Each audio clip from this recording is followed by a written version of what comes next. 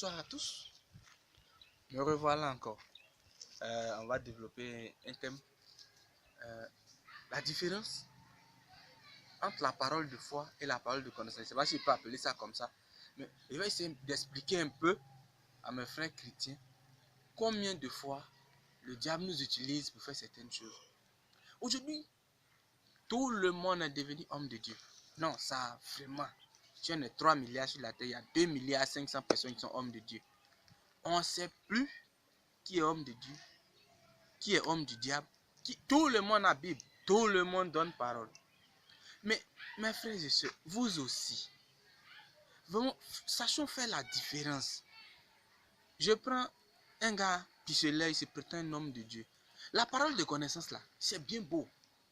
On parle de ça. Le Seigneur dit, il y a une fille ici, elle va se marier. Parce que vous les femmes, vous aimez trop mariage.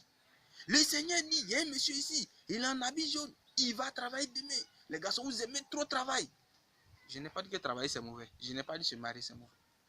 Mais il faut faire la différence entre les paroles d'évidence et puis les paroles de connaissance. Ça cause en vous blague.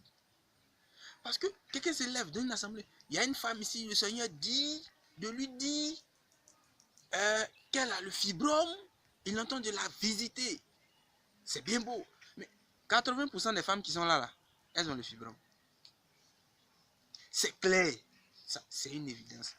70% des jeunes qui sont là, d'autres cherchent à aller en Europe, d'autres cherchent du travail, d'autres n'importe quoi. Donc, l'un dans l'autre, la parole qu'il leur a donnée là, ça va agir sur quelqu'un. 70% des femmes qui seront à l'assemblée de prière, elles sont claires. Donc, s'il dit une femme claire, il n'a rien dit. Sachez faire la différence entre la parole de connaissance et la parole d'évidence. Quand vous partez aux assemblées de prière, évitez d'être zélé. Vous avez compris? Écoutez plutôt ce qu'on dit comme parole et non les révélations qui viennent. Quelqu'un peut aller faire de la divination, on appelle ça de la divination. Il s'en va consulter, il voit ce qui va arriver dans ta vie. C'est même pas ce qui va arriver normalement là. Et ça, il voit et puis il te dit. Tu penses que c'est une parole de connaissance? Non, il allait consulter. C'est pas chrétien. Il s'en consulter, il finit de consulter, il dit, dans ta vie, tel truc va arriver. Et si même Dieu n'a pas prévu ça dans ta vie, l'ange du diable peut provoquer ça dans ta vie. Les hommes de Dieu le savent. Parce que l'ange du diable et les anges de Dieu agissent sur la nature. Ils agissent sur la nature. Ils peuvent transformer la nature. Ils peuvent mouvoir le cosmos, qui est l'univers. Vous avez quoi à chercher des prophéties? Si tu cherches prophétie là, tu vas trouver prophétie. Un, deux, trois. Non, ils n'ont qu'à dire quelque chose me concernant. Non, ils n'ont qu'à dire quelque chose me concernant. La femme, mon cœur, mon foyer, ils n'ont qu'à dire quelque chose. Mais il va trouver quelque chose à dire sur toi.